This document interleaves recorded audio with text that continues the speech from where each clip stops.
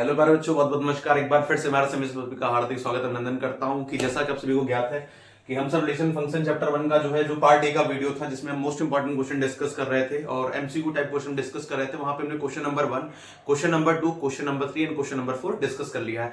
आज question number 5, question number 6, question number 7 and question number 8 discuss करेंगे। उसके बाद जो एमसीक्यू वाला पार्ट था आपका, मैंने आपको बताया था ना कि एमसीक्यू में 8 ऐसे इंपॉर्टेंट क्वेश्चन जो रिलेशन फंक्शन के हैं और वो मतलब पूछे जा सकते हैं एग्जाम में, तो उनको हम डिस्कस करेंगे। तो पार्ट ए की वीडियो में 4 क्वेश्चन में डिस्कस कर लिया है। अब पार्ट 2 की वीडियो में हम 4 क्वेश्चन डिस्कस करेंगे। तो चलिए क्वेश्चन नंबर 5 आप फटाफट से एक बार नोट करिए। चलिए, तो क्वेश्चन नंबर 5 आप देख सकते हैं स्क्रीन पे सामने आपके है। Write the correct option from the following if R is equal to, यानी रिलेशन आपका डिफाइन किया गया है करली ब्रैकेट में a comma b such that a and b both are either even और odd in the set a। फिर set a में कुछ एलिमेंट है 1 2 3 4 5 6 एंड 7। ठीक है, तो आपसे ये कह रहा है कि यहां पर एक रिलेशन आपका a और b के बीच में डिफाइन किया गया है, जिसमें से कह रहा है कि a and b both are either even, या तो a और b दोनों इवन होंगे या तो दोनों ऑड होंगे। ठीक है, इवन और ऑड किस सेट के लिए? इस सेट के लिए। तो सबसे पहला काम जो आपको ध्यान रखना है कि यार देखो, ये क्वेश्चन जो है एमसीक्यू में आया था। ठीक है, अब सवाल ये उठता है कि ये क्वेश्चन जो है किस सन में आया था। तो मैं आपको बता दूं, ये जो क्वेश्चन है वो आपका 2019 में पूछा गया था। ठीक है, 2019 का ये प्रीवियस ईयर क्वेश्चन है और 2019 में क्वेश्चन एमसीक्यू में आया था। हो सकता हो इस बार यानी 2025 में क्वेश्चन जो है शॉर्ट आंसर टाइप में पूछ ले या फिर वेरी शॉर्ट में पूछ ले। तो हम पूरे प्रोसेस इस क्वेश्चन को करेंगे कि इसको करना कैसे। ठीक है, तो बहुत इंपॉर्टेंट क्वेश्चन है, बहुत ध्यान से इसको देखिए और चलिए स्टार्ट को करते हैं। क्वेश्चन कैसे करना है, सबसे पहले आपको हेडिंग लगानी पड़ेगी। हम मान लेते हैं कि हम सबसे पहले देखो, आप या तो इवन मान लो या तो ऑड ले लो, मतलब आप चाहे पहले इवन ले लो और चाहे पहले आप ऑड ले लो। तो मैं तो पहले इवन लेता हूं। ठीक है, आपको जो वहां पे सही लगेगा, अगर आपको मान लीजिए ऑड लेने का मन है तो आप ऑड ले लीजिएगा, इवन लेने का मन है तो इवन लीजिएगा, लेकिन कोशिश ये करिएगा कि सीक्वेंस से लीजिएगा। मतलब जैसे ज्यादातर देखिए पहले इवन की बात किया गया है तो इवन आप लीजिएगा, फिर ऑड लीजिएगा, और ले आप कुछ भी सकते हैं, ऐसे कोई दिक्कत की बात नहीं है। ठीक है, तो लिखते हैं if both A and B are even. ठीक है, if both A and B are even, अगर ए और बी हमारे इवन हुए तो हमारा रिलेशन किस तरीके से डिफाइंड होगा। तो हम मान लेते हैं, हम R1 डिफाइन करते हैं। ठीक है, तो R1 हमारा आ जाएगा जो है, अब देखिए यहां पर दो रिलेशन बनेगा, एक इवन के लिए बनेगा, एक ऑड के लिए बनेगा। बाद में हमें इसका जो है यूनियन लेना पड़ेगा। ठीक है, तो हम क्या करते हैं, सबसे पहले इवन के लिए डिफाइन करते हैं, तो हम मान लेते हैं R1 रिलेशन। अब ध्यान से देखिएगा, अब आपके दोनों टर्म जो है आपके क्या होने चाहिए, इवन होने चाहिए। तो 1 के साथ आप कुछ भी लेंगे, मान लीजिए 1 के साथ 1 लेते हैं, 2 लेते हैं, 3 लेते हैं, 4 लेते हैं, 5 लेते हैं, 6 लेते हैं, 7 लेते हैं।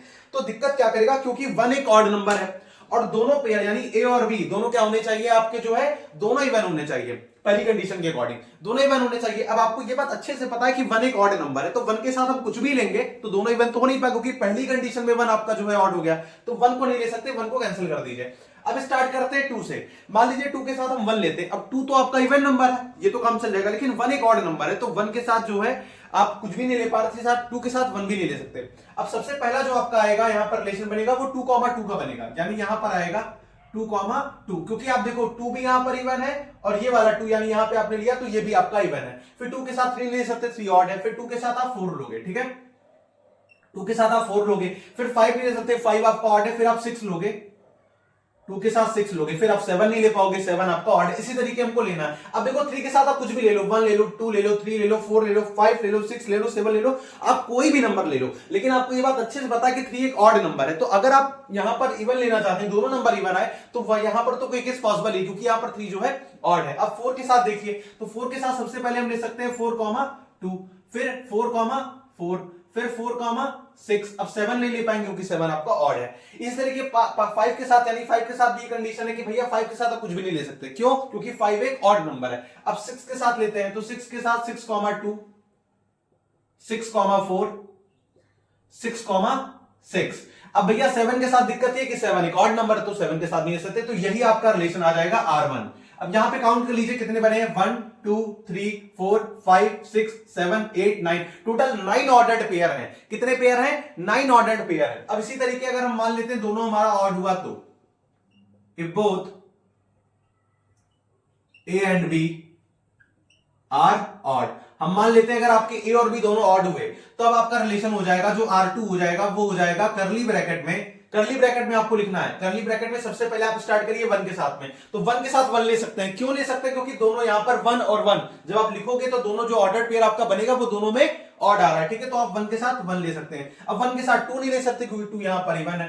1 के साथ आप 3 ले लीजिए, 1 के साथ आप 4 नहीं ले सकते, 4 आपका इवन है, तो 1 के साथ आप 5 ले लीजिए और 1 के साथ आप 7 ले लीजिए। 6 नहीं ले पाएंगे क्योंकि 6 यहां पर इवन है। अच्छा, अब दिक्कत क्या है? 2 के साथ आप नहीं ले पाओगे। क्यों? 2 के साथ 1 लोगे, 3 लोगे, 4 लोगे, 5 लोगे, 6 लोगे, 7 लोगे। जब 2 के साथ कोई भी एलिमेंट आप लोगे तो 2 यहां पर इवन है और आपको चाहिए दोनों ऑड, तो यहां पर ये स्टेटमेंट फॉल्स हो जाएगा, तो 2 के साथ आप ले नहीं पाओगे। अब स्टार्ट करते हैं 3 के साथ में, तो 3 के साथ आप ले लो, 3 के साथ आप 1 ले लो, 3 के साथ आप 3 ले लो, 3 के साथ आप 5 ले लो, ठीक है, 3 के साथ आप 7 ले लो। अब 4 के साथ भी नहीं ले पाओगे क्योंकि 4 तो आपका इवन है। 5 के साथ फिर आप देख लो, 5 के साथ आप 1 ले लो, ठीक है, 5 के साथ फिर आप 3 ले लो, 5 के साथ फिर आप 5 ले लो, 5 के साथ फिर आप 7 ले लो। तो इस तरीके से आप 5 के साथ 1 3 5 7 ले सकते हो। अब 6 के साथ नहीं ले पाओ क्योंकि 6 आपका एक इवन नंबर है, तो 6 अगर आपका इवन नंबर है तो यहां पर आप 6 के साथ कोई भी एलिमेंट नहीं ले पाओगे। अब आप 7 के साथ ले लो, तो यहां लिख देता हूं 7 के साथ 1 ले लो, 7 के साथ आप 3 ले लो, 7 के साथ आप 5 ले लो और उसके बाद 7 के साथ आप 7 ले लो, ठीक है। तो इस तरीके से कितने ऑर्डर्ड पेयर बने हम काउंट करते हैं 1 2 3 4 5 6 7 8 9 10 11 12 13 14 15 16 ऑर्डर पेयर यानी आपके R2 रिलेशन के लिए डिफाइन हो गए हैं और R1 रिलेशन के लिए आपके 9 ऑर्डर पेयर यहां पर बन चुके हैं। अब हमें क्या करना है, हमें यहां पे बताना है ये किस रिलेशन को मतलब फॉलो करता है, यानी रिफ्लेक्सिव रिलेशन को, सिमेट्रिक रिलेशन को, ट्रांजिटिव रिलेशन को या फिर इक्विवेलेंस रिलेशन को। तो अगर हमें ये चीज चेक करनी तो हम क्या करेंगे, अगर हमें रिलेशन पता करना है तो हम R1 और R2 का यूनियन ले लेंगे, यानी दोनों को कंबाइन कर लेंगे। तो दोनों को जब कंबाइन कर लेंगे तो हमको पता चलेगा ये रिफ्लेक्सिव है, सिमेट्रिक है या फिर ट्रांजिटिव है। तो हम क्या करते हैं यहां पर 3 केस बना लेते हैं, ठीक है। 3 केस कुछ इस प्रकार से बनाते हैं। सबसे पहला केस बनाते हैं रिफ्लेक्सिव का, ठीक है, फिर दूसरा बनाते हैं सिमेट्रिक का और फिर तीसरा बनाते हैं यहां पर ट्रांजिटिव का, ठीक है। क्लियर है बात? तो हम 3 केस यहां पर बनाते हैं, रिफ्लेक्सिव का, सिमेट्रिक का और ट्रांजिटिव का। बहुत ध्यान से देखिएगा। रिफ्लेक्सिव के लिए कंडीशन क्या होती है भैया? रिफ्लेक्सिव के लिए कंडीशन होती है a, belongs to R for every a belongs to set A, यानी यहां पर जो एलिमेंट होने चाहिए वो सेट A में बिलोंग करने चाहिए, ठीक है। a, बिलोंग्स टू R होना चाहिए। अब बहुत ध्यान से देखिएगा, सबसे पहले हमको किसके लिए चेक करना पड़ेगा? 1 से स्टार्ट हो रहा है तो 1, 1 2, 2 3, 3 4, 4 और सो ऑन ऐसे होना चाहिए। तो 1, 1 यहां पर है, 2, 2 यहां पर है क्योंकि आपको यूनियन लेना है, ठीक है। तो दोनों में से दिखना चाहिए, चाहे इसमें दिखे चाहे इसमें दिखे। फिर 3, 3 आपको मिल गया, फिर 4, 4 आपको मिल गया, उसके बाद 5, 5 आपको यहां पे मिल जाएगा, उसके बाद 6, 6 आपको यहां पे मिल जाएगा और फिर 7, 7 यहां पे मिल जाएगा। यानी ये रिलेशन जो है वो रिफ्लेक्सिव तो है, ठीक है, क्योंकि यहां पर क्या है कि 1, 1 से लेकर के यहां पे देखो, यहां पे एलिमेंट 1 से स्टार्ट हुए थे, 1 से 7 तक स्टार्ट हुए थे। तो इस कंडीशन में आने के लिए 1, 1 2, 2 3, 3 ऐसे करके 7, 7 तक आ रहा है और जितने भी एलिमेंट आ रहे हैं सब सेट ए में बिलोंग कर रहे हैं। इसका मतलब ये रिलेशन आपका रिफ्लेक्सिव तो होगा। अब बात करते हैं सिमेट्रिक के लिए। सिमेट्रिक के लिए कंडीशन भाई मेरे ये है कि अगर a, b belongs to R है then b, a belongs to R होना चाहिए। अगर ये कंडीशन है तब जाकर के आपका जो है वो कैसा होगा, यहां पर सिमेट्रिक रिलेशन होगा। और एक बात और याद रखिएगा, a, b belongs to set A, यानी ए और बी के जो एलिमेंट होंगे वो सेट ए में बिलोंग करने चाहिए, ठीक है। तो चलिए चेक करते हैं कोई भी एग्जांपल, जैसे हम यहां पर आपको दिखाने के लिए जैसे हम ले लेते हैं 1, 3 ले लेते हैं, तो 3, 1 भी होना चाहिए। 3, 1 कहीं है, चेक करिए, 3, 1 कहीं आपको दिख रहा है? दिख रहा है, देखो 1, 3 है तो 3, 1 भी दिख रहा है। और भी लेते हैं 1, 5 ले लेते हैं, चलिए 1, 5 तो 5, 1 कहीं दिख रहा है? देखो 5, 1 भी दिख रहा है, ठीक है। और एक एग्जांपल लेते हैं 1, 7 ले लेते हैं, तो 7, 1 होना चाहिए, ये देखो दिख रहा है। ऐसे करके जब आप चेक करोगे तो ये भी रिलेशन आपको सिमेट्रिक दिखाई देगा। मैंने सारे के लिए नहीं चेक किया, एग्जांपल आपको 3-4 के लिए दे दिया। अगर आप 2-3 का एग्जांपल दे दोगे तो काम आपका हो जाएगा। तो यहां पर ये आपका सिमेट्रिक रिलेशन भी होगा। अब बात करते हैं ट्रांजिटिव के लिए। ट्रांजिटिव के लिए केस यार ये है कि अगर a, b belongs to R है and b, c belongs to R है, देन तब जाकर के आपका a, c belongs to R करना चाहिए, ठीक है। a, c जो है बिलोंग्स टू R होना चाहिए, तब जाकर के रिलेशन कैसा होगा? ट्रांजिटिव होगा। तो बहुत ध्यान से देखिएगा, एक केस हम लेते हैं, जैसे मान लीजिए लेते हैं 1, 1 तो a, b belongs to R, फिर 1, 3 लेते हैं तो b, c belongs to R। अब हमें चेक करना है a, c के लिए, तो a, c क्या हो जाएगा? 1, 3, तो देखो फिर से आ रहा है यहां पर, यानी ये रिलेशन ट्रांजिटिव है। तो ऐसे करके आप ट्रांजिटिव के लिए एक और केस ले लीजिए। ट्रांजिटिव के लिए आप ले लीजिए ट्रांजिटिव के लिए आप ये वाला केस लीजिए 3,5 5,1, तो यहां पर a कॉमा सी होना चाहिए, यानी 3,1 होना चाहिए। देखो 3,1 यहां पे आ रहा है, ये देखो 3,1 है, ठीक है। तो इस तरीके से ये रिलेशन कैसा हो जाएगा, ट्रांजिटिव भी हो जाएगा। तो जब कोई रिलेशन सिमेट्रिक, रिफ्लेक्सिव और ट्रांजिटिव, या यूं कह ले रिफ्लेक्सिव, सिमेट्रिक एंड ट्रांजिटिव, जब तीनों हो जाता है तो रिलेशन कैसा हो जाता है आपका, equivalence relation, equivalence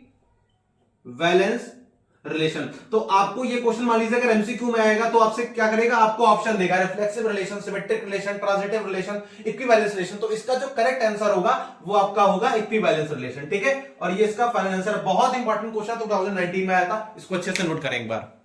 number 6 discuss करते हैं, और ये क्वेश्चन आपसे कह रहा है consider the non empty set consisting of children in a family and a relation R defined as A is related to B if A is brother of B then R is. तो यहां पर आपसे कह रहा है कि आपको consider करना है कोई एक नॉन एम्प्टी सेट है, ठीक है, और जो कंसिस्ट करता है चिल्ड्रन इन अ फैमिली, यानी किसी फैमिली में कुछ चिल्ड्रन है, मतलब उनकी बात कर रहा है जो है, और यहां पर आपका जो रिलेशन है वो ए से बी के लिए यहां पर डिफाइन किया गया है, जहां पर ये कह रहा है कि ए इज ब्रदर ऑफ बी, यानी ए जो है वो बी का भाई है, ठीक है, ब्रदर है। देन आर इज, तो आपका यहां पर कौन सा रिलेशन होगा, रिफ्लेक्सिव होगा, सिमेट्रिक होगा, ट्रांजिटिव होगा, या फिर इक्विवेलेंस रिलेशन होगा।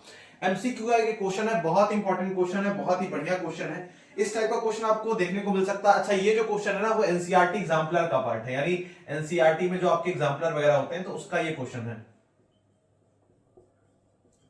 ठीक है। बढ़िया क्वेश्चन है, अच्छा इंपॉर्टेंट क्वेश्चन है, तो आप इस क्वेश्चन को बहुत ध्यान से करेगा। अब वही वाली बात है यार, देखो हो सकता हो ये क्वेश्चन आपका वेरी शॉर्ट में पूछ ले, तो लिखने का तरीका आपको पता होना चाहिए। तो अगर हमें क्वेश्चन करना है तो सबसे पहले हमको क्या करना पड़ेगा, हमें रिफ्लेक्सिव के लिए चेक करना पड़ेगा, फिर सिमेट्रिक के लिए चेक करना पड़ेगा, फिर ट्रांजिटिव के लिए चेक करना पड़ेगा। तो बहुत ध्यान से देखिए, हम क्या करते हैं, सबसे पहले फॉर रिफ्लेक्सिव के लिए देखते हैं, फॉर रिफ्लेक्सिव के लिए देखते हैं। उससे पहले लेकिन मैं आपको एक बात बता देना चाहता हूं, बहुत ध्यान से देखिएगा। यहां पर बात कर रहा है चिल्ड्रन की, अब सुनो बहुत ध्यान से। चिल्ड्रन जो है यार एक कॉमन जेंडर है, यानी चिल्ड्रन में बच्चे की बात करें तो यहां पर कोई मेल भी हो सकता है, फीमेल भी हो सकता है, ठीक है। चिल्ड्रन में अगर बात करें तो चिल्ड्रन में मेल भी हो सकता है और फीमेल भी हो सकता है, यानी फीमेल भी हो सकती है, ठीक है, मेल भी हो सकता है और फीमेल भी हो सकती है। लेकिन यहां पर कह रहा है a is brother of B, यानी ए जो है ब्रदर है किसका, बी का, यानी बी का भाई है। अब सीधी सी बात, अगर भाई है तो वो हमेशा मेल होगा। अब अगर फीमेल की बात करें यहां पर, तो फीमेल के लिए तो सिस्टर का रिलेशन यहां पर डिफाइन होना चाहिए, ब्रदर के लिए तो पॉसिबल नहीं है, ठीक है। तो कोई फीमेल मतलब ब्रदर नहीं हो सकती किसी की, तो पॉसिबल, इतना तो आप कॉमन सेंस रखते हो ना यार। सीधी सी बात है, अगर आपको एक ब्रदर का रिलेशन आप ए से बी के लिए डिफाइन कर रहे हैं तो जाहिर सी बात है कि वहां पर दोनों क्या होंगे, मेल होंगे। यानी अगर ए इज ब्रदर ऑफ बी है तो यहां पर मेल होंगे, ये फीमेल नहीं पॉसिबल है, ठीक है। तो बस यही चीज आपको ध्यान रखना है, और चिल्ड्रन में मेल और फीमेल दोनों आते हैं, तो बस यही बात आपको ध्यान रख के इस क्वेश्चन को सॉल्व करना। बाकी क्वेश्चन बहुत आसान है, मैं आपको करके दिखाता हूं, अभी आपको समझ में आएगा क्वेश्चन कितना आसान था, ठीक है। चलिए, फॉर रिफ्लेक्सिव के लिए वही कंडीशन होती है यहां पर कि a comma a belongs to R for every, ठीक है। फॉर एवरी का सिंबल भी आप यूज कर सकते हैं, ये फॉर एवरी का सिंबल है, for every A belongs to set A. हम मान लेते हैं जो आपका नॉन एम्प्टी सेट है वो सेट ए है, ठीक है। अब सेट ए के लिए यहां पर आपका रिलेशन डिफाइन किया गया। अब सुनिए बहुत ध्यान से, तो गिवन क्या है आपको, गिवन यहां पर आपको दे रहा है कि ए का जो रिलेशन है वो बी के लिए डिफाइन किया गया है, और किस प्रकार से डिफाइन है कि ए इज ब्रदर ऑफ बी, यानी ए जो है ब्रदर है किसका, बी का। बट हमको रिफ्लेक्सिव के लिए देखना, अगर हमको रिफ्लेक्सिव के लिए देखना है तो हम लिखेंगे यहां पर a is related to a। अगर ये रिलेशन a से a के लिए डिफाइन करें तो हम ये कहेंगे कि a is brother of a, ठीक है। अब आप बहुत ध्यान से सुनना, बहुत ध्यान से, बहुत पेशेंस के साथ में बात सुनना। यहां से जब रिलेशन ए से बी के लिए डिफाइन था तो ये कह रहा था ए इज ब्रदर ऑफ बी, तो ये बात समझ में आती, चलो ठीक है, ए जो है बी का भाई है। लेकिन यहां पे अगर ये रिलेशन हम जैसे रिफ्लेक्सिव के लिए डिफाइन करेंगे तो ए से ए के लिए डिफाइन करेंगे। जब ये रिलेशन हम ए से ए के लिए डिफाइन करेंगे तो यहां पर ये कह रहा है कि ए इज ब्रदर ऑफ ए। आप ये सोचो, क्या आप कभी खुद के भाई हो सकते हो? क्या आप कभी खुद के भाई हो सकते हो? या कोई व्यक्ति इस ब्रह्मांड में, कोई भी व्यक्ति क्या खुद का भाई हो सकता है? नहीं हो सकता है। आप खुद के भाई नहीं हो सकते। तो यहां पर ये जो कंडीशन दे रहा है कि ए से रिलेटेड जब हम ए के लिए करेंगे तो a is brother of a, ये फॉल्स है, ठीक है।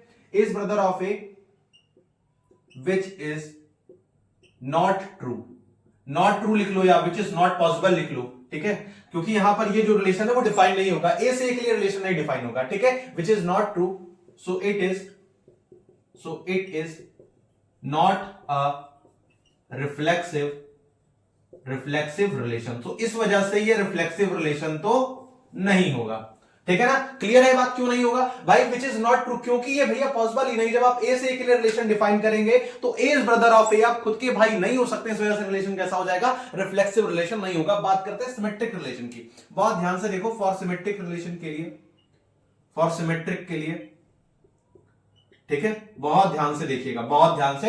अब यहां पर अगर हम सिमेट्रिक की बात करें तो हम रिलेशन किस तरीके से डिफाइन करेंगे कि a comma b belongs to r, then b comma a belongs to r, जहां पर a comma b belongs to set a होना चाहिए। अब वही वाली बात है, आपको गिवन क्या है, गिवन आपको क्या दे रहा है, देखो गिवन आपसे कह रहा है a is related to b, यानी a का जो रिलेशन है वो b के लिए है। तो यहां पर क्या रिलेशन डिफाइन किया गया कि a is brother of b, यानी a जो है वो ब्रदर है किसका, b का। अब अगर हम यहां पर b से a के लिए रिलेशन डिफाइन करें, यानी b is related to a करें, तो यहां पर ये कह रहा है कि b is brother of a। अब आप बहुत ध्यान से सुनना, मेरी बात बहुत ध्यान से सुनना, क्या ये चीज सही है, क्या ये चीज सही है, ये चीज नहीं सही है। यानी यहां पर b comma a does not belongs to r, b comma a does not belongs to r, क्योंकि because b can be a sister of a, क्योंकि यहां पर जो b है वो सिस्टर हो सकती है a की। तो ठीक है, तो यहां से ये चीज आपका क्या है, फॉल्स स्टेटमेंट हो जाएगा। b comma a does not belongs to r because b can be sister of a, ठीक है। तो यहां से ये इसकी सिस्टर हो सकती है, ठीक है। तो यहां से ये रिलेशन, क्योंकि चिल्ड्रन की बात की थी, चिल्ड्रन में सिस्टर ब्रदर ये सब आता रहता है, तो फिर आपको ध्यान रखना वहां से मेल फीमेल दोनों का कंसेप्ट रहेगा। बस इस पूरे मतलब जो ये क्वेश्चन है इसमें आपको एक ही चीज ध्यान रखनी है कि यहाँ पर मेल और फीमेल वाला आपको ध्यान रखना पड़ेगा भाई। अगर आप पर ब्रदर के लिए आप डिफाइन करो, जैसे आप यहाँ पर देखो ए इज रिलेटेड टू ए, तो आप खुद के भाई तो नहीं हो सकते ना। यहाँ पर भी देखो कि b can be sister of a, यानी बी जो है वो सिस्टर हो सकती है कि पॉसिबल है, मे बी हो सकता है, जरूरी नहीं कि हो, लेकिन हो सकता है। तो अगर कंडीशन आ गई तो यहां पर ये रिलेशन आपका सिमेट्रिक तो नहीं होगा। अब बात करते हैं ट्रांजिटिव के लिए। अगर आपको ये रिलेशन ट्रांजिटिव के लिए देखना है तो कैसे देखोगे, थोड़ा सा स्पेस कम है, थोड़ा सा शॉर्ट में करूंगा, बट कोशिश करें, मतलब कोशिश ये रहेगी कि आपको समझ में आ जाए बहुत बढ़िया तरीके से। थोड़ा सा शॉर्ट करेंगे, बस थोड़ा सा आप ध्यान रखिएगा। जैसे ट्रांजिटिव के लिए यार ये रहता है कि अगर a comma b belongs to r है and b comma c belongs to r है, then a comma c belongs to r होना चाहिए। अच्छा गिवन, अब देखो मैं आपको बता दे रहा हूं, थोड़ा सा कम लिख रहा हूं क्योंकि स्पेस कम है। तो अगर हम यहां से a से b के लिए चेक करेंगे, देखो मैंने ऊपर चेक किया था, यहां पर जब मैंने यहां पर चेक किया था, यहां आप देख सकते हैं, तो a is brother of b आ रहा था, यानी यहां से क्या आएगा, a is brother of b। अब b comma c belongs to r करेंगे तो यहां से देखो, यहां से क्या आएगा, यहां से आएगा a is brother of b, ये पॉसिबल है, a is brother of b possible है। अच्छा b is brother of c, यहां से आएगा b is brother of c आएगा। अब ध्यान से देखना, और यहां से क्या आएगा, यहां से आएगा a is brother of c। तो ये स्टेटमेंट कैसा है, फॉल्स है या ट्रू है, सोच के बताइए। ये आपका स्टेटमेंट सही है या गलत, तो बिल्कुल सही स्टेटमेंट है। क्यों, क्योंकि देखो a is brother of b, यानी a जो है ब्रदर है b का, और b ब्रदर है किसका, c का। तो यहां पर a भी तो c का ब्रदर होगा, यहां पर a भी तो c का, अरे भाई अगर a b का भाई है, b c का भाई है, तो a भी तो c का भाई होगा। तो यहां पे ये स्टेटमेंट सही है। So it is transitive relation, so it is ये कैसा रिलेशन है आपका, ट्रांजिटिव रिलेशन है। कैसा रिलेशन है, ट्रांजिटिव रिलेशन है। ना ये रिलेशन रिफ्लेक्सिव है, ना ये रिलेशन आपका सिमेट्रिक है, ये केवल और केवल आपका ट्रांजिटिव रिलेशन है, और यही आपका फाइनल आंसर आ जाएगा। नोट करें, बहुत इंपॉर्टेंट क्वेश्चन है, बहुत प्यारा क्वेश्चन है ये। तो आइए क्वेश्चन नंबर 7 डिस्कस करते हैं। यहां पर आपसे कह रहा है कि ए रिलेशन आर, और आपका रिलेशन यहां पर डिफाइन किया गया ए और बी के बीच में, जहां पर a comma B such that a is equal to b minus 2, a is equal to b minus 2। लेकिन कंडीशन यहां पर दी गई है कि b 6 से बड़ा होगा या फिर 6 के बराबर होगा, ठीक है, 6 से बड़ा या फिर 6 के बराबर। Is defined on the set n, यानी सेट n यहां पे नेचुरल नंबर के लिए डिफाइन किया गया है। Then the correct answer will be 2024 में, यानी जस्ट एक साल पहले क्वेश्चन आया था, एमसीक्यू टाइप का क्वेश्चन ये था जो है। और इस क्वेश्चन को सॉल्व करते हैं, बहुत ही शॉर्ट क्वेश्चन है, बहुत ही अच्छा क्वेश्चन है, बहुत ध्यान से देखिएगा, इंपॉर्टेंट क्वेश्चन है, ठीक है। चलिए, तो यहां पर आपको गिवन क्या है, सबसे पहले गिवन लिखते हैं। तो गिवन में आपको पता है कि यहां पर आपको सेट ए दे रखा है, और हम मान के चलते हैं, ऐसे लिखते हैं, यहां पर सेट ए जो है वो क्या है, set of all natural number है, set of all natural number, यानी आप सभी नेचुरल नंबर ले सकते हैं, ठीक है, आपको छूट है यहां पर दे रखा है। अच्छा, रिलेशन किस प्रकार से डिफाइन है, यहां पर रिलेशन आपको कह रहा है करली ब्रैकेट में a comma b such that a is equal to b minus 2, लेकिन कंडीशन याद रखिएगा 6 के बराबर या फिर 6 से बड़ा, ठीक है। लेस देन 6 मत लीजिएगा, मैटर गड़बड़ा जाएगा फिर वहां पर, ठीक है। The correct answer will B, अब आपसे कह रहा है इन 4 ऑप्शन में कौन सा आंसर करेक्ट है। अच्छा, अब बहुत ध्यान से देखिएगा, ये वाला पार्ट हमेशा आपका ए होगा और बी वाला, ये वाला पार्ट हमेशा आपका बी, यानी आगे जो लिखा रहेगा वो ए होगा और पीछे जो लिखा रहेगा वो बी होगा। अब देखिए हम यहां पे ऑप्शन एलिमिनेट करते हैं, कैसे हम हटाते हैं। यहां पर कंडीशन क्या दे रहा है कि 6 से बड़ा होगा या 6 के बराबर होगा। अब सीधी सी बात है, 4 तो 6 से छोटा होता है भाई, बी में यहां पर कह रहा है कि 6 से बड़ा या फिर 6 के बराबर। अब 4 तो 6 से छोटा होता है, तो ये ऑप्शन तो गया। यहां पे देखें 8, अब सही बात है 8 तो भाई 6 से बड़ा होता है, यानी ये ऑप्शन हो सकता है। 8 यहां पर है, ये भी हो सकता है। 7 यहां पे 7, अब ये 3 में से अभी तक 4 ऑप्शन थे, हमने एक एलिमिनेट कर दिया। अब हम यहां पर 3 ऑप्शन हमारे पास बचे हैं। अब हम क्या करते हैं, यहां पर सबसे पहले पुट, यहां पर हम क्या करते हैं, b इज इक्वल टू 6 रखते हैं। भाई पहला केस यहां पर दे रहा है ना कि b इज ग्रेटर देन और इक्वल टू 6, तो पहला हम b इज इक्वल टू 6 रखते हैं। जैसे हम b इज इक्वल टू 6 रखेंगे कहां पर, इस इक्वेशन में, तो यहां पर आप b इज इक्वल टू रखो 6 माइनस 2, तो ये आ जाएगा 4, ठीक है। यानी यहां पर a कॉमा b क्या आएगा, यहां पर a कॉमा b आएगा 4 कॉमा 6। अब ध्यान से देखो, आपको 4 कॉमा 6 कहीं दिख रहा है भैया, 4 कॉमा 6 तो नहीं दिख रहा है, ठीक है। तो अब हम एक काम करते हैं यहां पर, अब यहां से देखो a इज इक्वल टू इन्होंने 3 रखा है, ठीक है। b इज इक्वल टू, यहां पर a इज इक्वल टू 6 आ रहा है, a इज इक्वल टू 8 आ रहा है, तो ध्यान से आपको देखना पड़ेगा यहाँ a is equal to a comma b, मतलब यहां पर अगर आप डिफाइन करें ऑर्डर्ड पेयर के लिए तो 4 कॉमा 6 आ रहा है, तो यहां पर तो कहीं नहीं दिख रहा है। अब हम क्या करते हैं, b इज इक्वल टू 7 रखते हैं, कहां पर, यहीं पर a is equal to b minus 2 में। अब जब आप b इज इक्वल टू 7 रखोगे तो a इज इक्वल टू कितना आएगा, 5 आएगा, तो a कॉमा b क्या हो जाएगा, यहां पर 5 कॉमा 7 हो जाएगा। 5 कॉमा 7 कहीं दिख रहा है, नहीं दिख रहा है भैया, 5 कॉमा 7 तो नहीं दिख रहा है। अब b इज इक्वल टू 8 रखते हैं, जब आप 8 रखोगे a is equal to b minus 2 में, आपको डायरेक्ट देखना पड़ेगा, तो यहां पर आप 8 रखोगे, यहां पे 2, तो a इज इक्वल टू 6 आ जाएगा, यानी a कॉमा b क्या आएगा, यहां पर a आ जाएगा आपका 6, b आ जाएगा 8। कोई दिख रहा है ऑप्शन भैया, देखो ये वाला ऑप्शन दिखाई दे रहा है हमको, तो यहां पर जो करेक्ट आंसर होगा वो 6 कॉमा 8 बिलोंग्स टू आर, ये वाला ऑप्शन आपका सही हो जाएगा, ठीक है। बहुत अच्छा क्वेश्चन था, बहुत इंपॉर्टेंट क्वेश्चन था, बहुत ध्यान से आपको ये क्वेश्चन करना। तो आइए क्वेश्चन नंबर 8 डिस्कस करते हैं। ये लास्ट क्वेश्चन है, ये क्वेश्चन आपका जो है एनसीईआरटी एग्जाम्पलर का बहुत इंपॉर्टेंट क्वेश्चन है। ये क्वेश्चन मुझे सबसे अच्छा लगता है, जहां पर आपसे कह रहा था maximum number of equivalence relation, यानी आपको नंबर ऑफ इक्विवेलेंस रिलेशन बताना है जो कि मैक्सिमम, यानी कितने से कितने मैक्सिमम हो सकते हैं, सर्वाधिक कितने यहां पर इक्विवेलेंस रिलेशन बन सकते हैं, ठीक है। On the set A, set ए के लिए, और सेट ए में एलिमेंट है 1, 2, 3। तो सबसे पहले इस क्वेश्चन को करने के लिए हमें गिवन क्या दिया वो लिखते हैं। तो सबसे पहले स्टार्ट करेंगे, आप हेडिंग लगाएंगे गिवन की, गिवन दैट, और गिवन दैट में आप लिखोगे set A is equal to curly bracket में 1, 2, 3, ठीक है। ये आपको एलिमेंट दिए हुए हैं। अब आपको ये एलिमेंट दिए हुए हैं, तो सबसे पहले आपको क्या करना है, नंबर ऑफ इक्विवेलेंस रिलेशन बताना है, ठीक है। तो नंबर ऑफ इक्विवेलेंस और maximum number of equivalence relation बताना है आपको, तो आप लिखोगे now the number of equivalence relations as follows, यानी कितने ऐसे इक्विवेलेंस रिलेशन बन सकते हैं, ठीक है।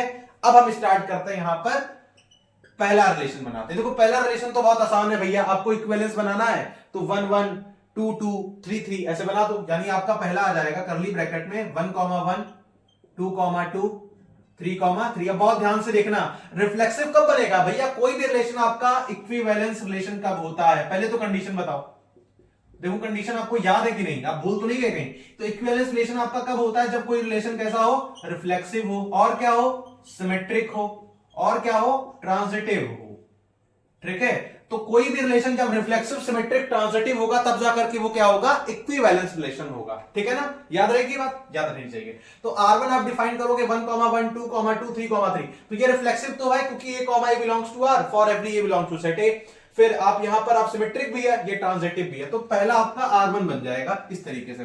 फिर दूसरा बनाओ R2, अब सेम ये एलिमेंट रहेंगे 1, 1, 2, 2, 3, 3। सर ये क्यों ले रहे हो भैया, अगर आपको यहां पर रिफ्लेक्सिव बनाना है तो A बिलोंग्स टू R तो होना चाहिए, नहीं लोगे तो गड़बड़ा जाएगा। अच्छा इसको लेते हुए अब क्या ले सकते हैं, अब हम यहां से ले सकते हैं 1, 2 और 2, 1। तो यहां से ये रिलेशन रिफ्लेक्सिव भी है, सिमेट्रिक भी है, ट्रांजिटिव भी है, तो R2 आपका हो जाएगा। फिर आप R3 बनाओ, मैक्सिमम बनाना है, बस ध्यान ये रखना है आपको, ठीक है। तो 1, 1, 2, 2, 3, 3 और ऐसे करके अब हम 1,3 लेते हैं, तो 1,3 लेंगे तो 3,1 भी लेना पड़ेगा, तब जाकर के रिलेशन कैसा होगा, रिफ्लेक्सिव, सिमेट्रिक, ट्रांजिटिव, और तब जाकर के रिलेशन आपका कैसा होगा, इक्विवेलेंस रिलेशन होगा। और भी बना सकते हैं क्या? हाँ, और भी बना सकते हैं। R4 बनाइए, 1,1, 2,2, 3,3, और उसके बाद अब आप ले लो 2,3, और उसके बाद आप ले लो 3,2। अच्छा, अब और बना सकते हैं क्या? ध्यान से देखो, अब और बना सकते हैं। अब एक लास्ट में आपका एक रिलेशन और बनेगा, लेकिन वो जानते हो क्या, अब नया नहीं रहेगा, अब सारे के सारे आप लिख दो। जैसे यहां पर आप क्या करो, 1,1, 2,2, 3,3 ऐसे लिखो पहले, 1,1, 2,2, 3,3। अब एक बनेगा, अब यहां पर क्या था, 1,2, 2,1, यहां पर क्या था, 1,3, 3,1, यहां पर क्या था, 2,3, 3,2। ये सारे के सारे ले लो, तो ये भी आपका कैसा हो जाएगा, इक्विवेलेंस, यानी total maximum number of equivalence relation कितने आए, यहां पर लिख रहा हूं, ध्यान से देखो, maximum number of equivalence relation कितने निकल के आए हैं, तो ये निकल के आए हैं 5, ठीक है। और ये आपका क्या हो जाएगा, फाइनल आंसर हो जाएगा। बहुत इंपॉर्टेंट क्वेश्चन था, बहुत प्यारा क्वेश्चन था। ये क्वेश्चन आपका एग्जाम में पूछता है, तो भैया ऐसे आपको जो है क्वेश्चन करना है। लिखने का तरीका ध्यान रखना है, आपको सबसे पहले गिवन लिखना है, उसके बाद आप नंबर ऑफ इक्विवेलेंस रिलेशन बना रहे हैं तो डाल करके R1, फिर R2, फिर R3, फिर R4, फिर R5,